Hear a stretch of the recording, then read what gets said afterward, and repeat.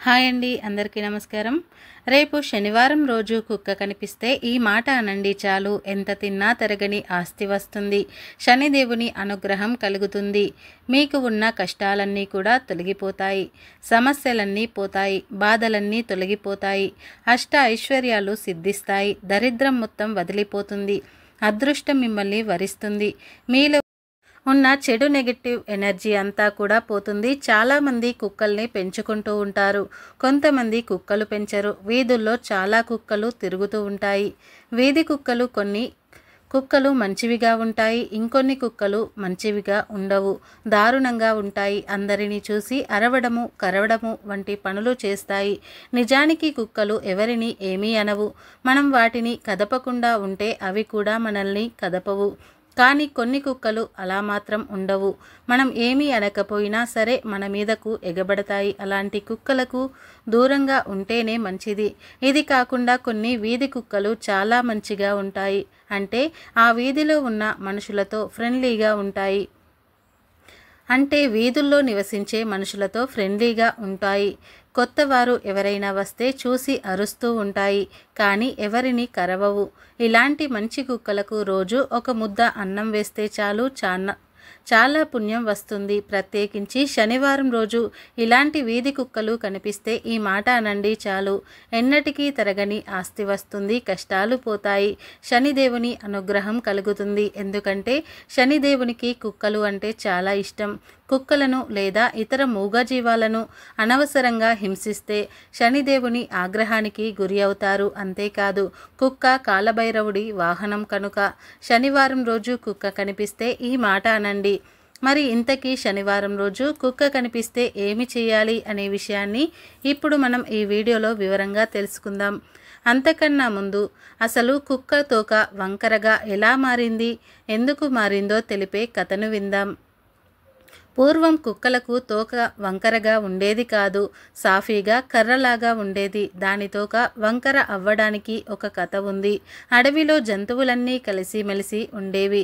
వాటిల్లో ఒక కుక్క దానికి కొన్ని గొప్ప గుణాలు ఉండేవి. దూరం నుండే చప్పుడు వినగలదు, వాసన పసిగట్టగలదు. అందుకే కుక్క అడవికి కూడా కాపలాదారునిగా ఉండేది. అడవికి రాజు అయిన సింహం కుక్కలోని ప్రతిభను గుర్తించి అడవికి కుక్కను సైనాధిపతిగా చేసింది. కానీ గొప్ప పదవి దక్కిందన్న గర్వంతో తలబిరుసుతనంగా ప్రవర్తించడం మొదలుపెట్టింది. కుక్క అడవిలోని ఇతర జంతువులను లెక్క చేసేది కాదు. సమస్యలను సింహం రాజుకు విన్నవించుకుందామని వచ్చే చిన్న చిన్న జంతువులను తన కర్రలాంటి తోకతో తరిమికొట్టే కుక్కకు పెరిగిన అహంకారాన్ని చూసి మిగిలిన జంతువులు ఎంతో విసిగిపోయాయి. జంతువులన్నీ కలిసి కుక్క యొక్క పొగరుబోతుతనం గురించి సింహానికి ఫిర్యాదు చేశాయి. విచారణ కొరకు సింహం కుక్కను రమ్మని కబురు చేసింది. కుక్క సింహం రాజు దగ్గరికి వచ్చింది. అప్పుడు సింహం కుక్కతో, అడవిలో జంతువులు అన్నింటినీ కూడా నువ్వు బాధ పెడుతున్నావని విన్నాను. సేనాధిపతి అయ్యుండి వారి కష్టాలను తీర్చాల్సింది పోయి నువ్వే ఇలాగా ప్రవర్తిస్తే ఎలా? నీకు ఇదే చివరి హెచ్చరిక. ఇంకోసారి నీ మీద ఫిర్యాదు రాకూడదు. ఇక నుండి అయినా బుద్ధిగా ఉండు పో అని మందలించింది. అయ్యో, వట్టి అబద్ధం సింహరాజా. ఆ తోకను చూడండి. ఆ భగవంతుడు నాకు కర్రలాంటి బలమైన తోకను ఇచ్చాడు. అది చూసి మిగిలిన జంతువులు అసూయపడుతూ నాపై నిందారోపణలు చేస్తున్నాయి. కావాలని నా మీద లేనిపోని చాడీలు చెప్తున్నాయి. అంతే. కుక్క అమాయకత్వాన్ని నటిస్తూ ఇలా అంది. అయితే మిగిలిన జంతువులు అసూయ చెందకుండా నేను ఉపాయం చెప్తాను. ఈ కుక్క తోకను ముడిచి తాడుతో కట్టు అని భటుడు తోడేలుకు చెప్పింది సింహం. సింహం చెప్పినట్టే చేసింది తోడేలు. అలా 4-5 నెలలు గడిచిపోయాయి. కాబట్టి తోక ముడిచి తాడు కట్టడం వల్ల కుక్కకు బాగా నొప్పి కలిగింది. పైగా మిగిలిన జంతువుల ముందు అవమానంగా భావించి అడవి నుంచి పారిపోయి వేరే ఊరికి వచ్చేసింది. ఆ ఊరిలో ఒక రైతు పొలం పని చేసుకుంటూ ఇంటికి తిరిగి వెళుతూ ఉండగా తోకను కట్టేసి ఉన్న కుక్కను చూసి జాలిపడి కట్టు విప్పతీశాడు. మునుపటి మాదిరి కర్రలాగా లేదు. వంపు తిరిగి పైకి లేచి ఉంది. తల తిప్పి పైకి తిరిగి ఉన్న తోకను చూసింది. కుక్క నాతో ఇప్పుడు ఎవరిని బెదిరించలేను, కర్రలా ఉపయోగించి ఎవరినీ కొట్టలేను అనే అహంకారంతో ఉండకూడదు. ఇక అహంకారంతో ఉండకూడదు అని మనసులో అనుకుంది. రైతు వెంట ఇంటికి వచ్చింది. వెంటపడి వచ్చిన కుక్కకు కొంత అన్నం పెట్టి నీళ్లు తాగించాడు రైతు. పెట్టిన తిండికి విశ్వాసంగా తోక ఊపింది కుక్క. అప్పటి నుంచి రోజు రైతుతోనే ఉంటూ, రైతు పెట్టింది తింటూ, రైతుతో పాటు పొలానికి వెళ్తూ ఇంటికి కాపాలాగా ఉండిపోయింది. కుక్కకు రైతు చూపించే ప్రేమ, ఆప్యాయత కూడా బాగా నచ్చేసింది. ఎందుకంటే అక్కడ జంతువుల కన్నా మనుషులే మంచివారు, యథార్థ హృదయులు అని తలిచి విశ్వాసం గల పెంపుడు జంతువుగా నాటి నుండి మనుషుల మధ్యలో నిలిచిపోయింది. ఇక వీడియోలోకి వస్తే కుక్కలు విశ్వాసానికి ప్రతీకలు. ముఖ్యంగా వీధి కుక్కలలో శనిదేవుడు, కాలభైరవుడు నివాసముంటారు కనుక వీధి కుక్కలను అనవసరంగా కొట్టకూడదు. వీధి కుక్కలకు ప్రతిరోజు మీరు వండుకున్న ఆహారాన్ని కొంచెం వేస్తే పుణ్యం వస్తుంది. కుక్కల గురించి శకునాలు కూడా ప్రచారంలో ఉన్నాయి. ఒకసారి మన ఇంటి ముందు కుక్కలు ఏడుస్తూ ఉంటాయి. మన పెద్దలు వీటిని అపశకునంగా పేర్కొంటూ ఉంటారు. వీధిలో కుక్కలు ఏడుస్తున్నట్లుగా ఉంటే అది అపశకునమని, చెడుకు సంకేతమని పెద్దలు చెబుతూ ఉంటారు.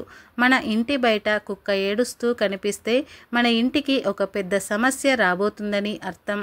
కుక్కల ఏడుపు నష్టాన్ని సూచిస్తుంది. కొన్ని సందర్భాల్లో మీ ఇంటి చుట్టూ దుష్ట శక్తులు ఉంటే కుక్కలు దానిని పసిగట్టి మొరగడం ప్రారంభిస్తాయి. మీ ఇంటి ముందు కానీ మీ ఇంటి దగ్గరలో కానీ కుక్క ఏడుస్తున్నప్పుడు ఓం నమఃశివాయ అనే మంత్రాన్ని జపించండి. ఇలా చేస్తే మీకు రాబోయే రోజులలో ఏ దోషాలు ఉండవు. ప్రత్యేకించి శనివారం రోజు ఏ సమయంలో అయినా సరే, అంటే పగటి పూట కావచ్చు లేదా రాత్రి పూట కావచ్చు, మీకు శనివారం రోజు ఏ సమయంలో కుక్క కనిపించినా కుక్కను మీ ఇంటి ముందుకు పిలిచి కొంచెం అన్నంలో నూనెను కలపండి. తర్వాత ఆ అన్నంలో పెరుగును కానీ, పాలను కానీ, కూరను కానీ ఏదో ఒకటి కలిపి తర్వాత ఆ అన్నాన్ని కుక్కకు ఆహారంగా పెట్టండి. ముందైతే పొడి అన్నం తీసుకోండి. ఆ అన్నంలో నువ్వుల నూనె కలపండి. నువ్వుల నూనె లేకపోతే మీరు వంటకు వాడే నూనెను కలపండి. పామాయిల్, సన్ఫ్లవర్ ఇలా ఏదో ఒక నూనెను కలపండి. ఇలా నూనె కలిపిన అన్నంలో పాలు, పెరుగు, కూర ఇలా ఏది ఉంటే అది కలిపి ఆ అన్నాన్ని కుక్కకు పెట్టే సమయంలో ఓం శం శనియే నమః అనే మంత్రాన్ని 3 సార్లు జపించండి. ఒక కుక్క వస్తే ఒక కుక్కకు అన్నాన్ని వేయండి. 3-4 కుక్కలు వస్తే వాటన్నింటికీ కలిపి అన్నాన్ని వేయండి. మంత్రాన్ని మాత్రం 3 సార్లు జపించండి. శనివారం రోజు కుక్క కనిపిస్తే ఈ చిన్న పని చేయటం వలన శనిదేవుడు అనుగ్రహం కలుగుతుంది. మీకు ఉన్న దోషాలు, కష్టాలు అన్నీ తొలగిపోతాయి. మీ జీవితం అద్భుతంగా మారిపోతుంది. తరతరాలకు తరగని ఐశ్వర్యం వస్తుంది. మీకు అన్ని శుభాలే జరుగుతాయి. కనుక శనివారం రోజు మీకు కూడా కుక్క కనిపిస్తే ఈ చిన్న పనిని చేసి మంచి శుభ ఫలితాలను పొందండి.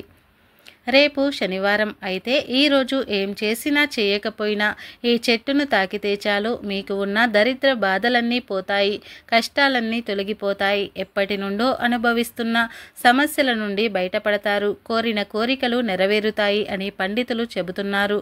మన భారత భూమిలో అనేక రకాలైన మొక్కలు, వృక్షాలు ఉన్నాయి. వాటిలో చాలా రకాల శక్తులు దాగి ఉన్నాయి. మొక్కలు, వృక్షాలు అనేవి మానవ జాతి కోసం ఈశ్వరుడు ఇచ్చిన వరంగా మనం చెప్పుకోవచ్చు. మొక్కలు, వృక్షాలు ఆక్సిజన్ని వదులుతాయి, శుద్ధమైన గాలిని ఇస్తాయి. మొక్కల్లో అనేక చమత్కార గుణాలు ఉన్నాయి. మొక్కల యొక్క పూలు, ఫలాలను మనం అనేక రోగాల విముక్తి కోసం కూడా వినియోగిస్తూ ఉంటాము.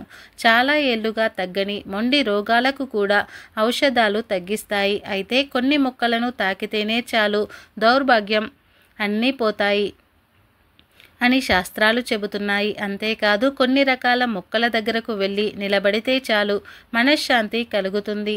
ఇంకొన్ని రకాల మొక్కల దగ్గరకు వెళ్ళి గాలిని పీల్చుకుంటే ఆరోగ్యం మెరుగుపడుతుందని ఆయుర్వేద శాస్త్రాలు కూడా చెబుతూ ఉన్నాయి. కనుక మొక్కలు చాలా విశిష్టమైనవి. ప్రతి మొక్క కూడా గొప్పదే, దేని ప్రత్యేకత దానికి ఉంటుంది. ఏ మొక్కను కూడా పనికిరాదు అని చెప్పడానికి లేదు. మనం పిచ్చి మొక్కలుగా చూసే మొక్కలలోనే ఆయుర్వేదంలో ఎన్నో రకాల మందులు చేస్తారు. ఒక్కో రకమైన మొక్కకు ఒక రకమైన విశిష్టత ఉంటుంది. ఇక ప్రత్యేకించి శనివారం రోజు ఒక మొక్కను తాకితే చాలు, కష్టాలు బాధలు పోయి తరతరాలకు తరగని సంపదలు వస్తాయని పండితులు చెబుతున్నారు. ఆ మొక్క ఏమిటో ఇప్పుడు మనం ఈ వీడియోలో తెలుసుకుందాం. శనివారం రోజు మీకు ఏ సమయంలో ఈ చెట్టు కనిపించినా జస్ట్ తాకండి చాలు, ముట్టుకుంటే చాలు, మీ కష్టాలు పోయి సకల ఐశ్వర్యాలు సిద్ధిస్తాయని శాస్త్రాలు చెబుతున్నాయి. మరి ఆ చెట్టు ఏమిటంటే రావి చెట్టు. శనివారం రోజు మీకు ఎక్కడ రావి చెట్టు కనిపించినా వెంటనే ఆ రావి చెట్టుకు నమస్కారం చేసుకొని ఆ చెట్టును 3 సార్లు తాకండి. శనివారం రోజు రావి చెట్టును ఎన్నిసార్లు తాకితే అంత ఎక్కువ ధనం వస్తుంది. కుదిరితే రావి చెట్టును నీరు పోయండి. ఆ నీటిలో కొంచెం ఆవు పాలను కలిపి పోయండి. రావి చెట్టు మీద లక్ష్మీ నారాయణులు శనివారం రోజు నివాసం ఉంటారు కనుక శనివారం రోజు మీకు రావి చెట్టు కనిపించినా లేదా మీ ఇంటికి దగ్గరలో రావి చెట్టు ఉన్న ఆ చెట్టు దగ్గరకు వెళ్ళి ముందు చెంబుతో నీళ్లు పోయండి. నీళ్లు సమర్పించండి. ఆ తరువాత మీకు ఏవైనా కష్టాలు ఉంటే ఆ కష్టాలు తీరాలని సంకల్పం చెప్పుకోండి. లేదా మీకు ఏమైనా తీరని కోరికలు ఉంటే ఆ కోరికలు తీరాలని సంకల్పం చెప్పుకోండి. అలా సంకల్పం చెప్పుకున్న తర్వాత రావి చెట్టును తాకండి. వీలైనంత ఎక్కువ సార్లు తాకండి. ఎంత ఎక్కువ తాకితే అంత మంచిది. అలా తాకిన తర్వాత కాసేపు రావి చెట్టు దగ్గరే కూర్చొని ఉండండి. ఆ తర్వాత ఇక ఇంటికి వచ్చేయండి. శనివారం రోజు ఇలా చేస్తే మీకు ఉన్న కష్టాలు అన్నీ కూడా తీరిపోతాయి. మీరు కోరుకున్న కోరికలు నెరవేరుతాయి. దరిద్రం మొత్తం పోతుంది. కాబట్టి ప్రతి ఒక్కరూ కూడా ఈ శనివారం రోజు రావి చెట్టును ఎంత ఎక్కువగా వీలైతే అంత ఎక్కువగా తాకండి. మీకు ఉన్న సమస్యలను తొలగించుకొని మీ కోరికలను నెరవేర్చుకొని సంతోషంగా జీవించండి. ఫ్రెండ్స్, ఈ వీడియో నచ్చితే లైక్ చేయండి, షేర్ చేయండి. అలాగే మా ఛానల్ని ఫస్ట్ టైం కనుక చూస్తున్నట్లయితే ఇప్పుడే సబ్స్క్రైబ్ చేసుకొని పక్కనే ఉన్న గంట సింబల్ని యాక్టివేట్ చేసుకోండి. అప్పుడే మేము పెట్టే ప్రతి వీడియో మీకు నోటిఫికేషన్గా వస్తాయి. అలాగే ఈ వీడియో నచ్చితే కామెంట్ బాక్స్లో శనీశ్వరాయ నమః అనే చిన్న కామెంట్ అయితే చేయండి. ఈ వీడియో పూర్తిగా చూసినందుకు ధన్యవాదాలు.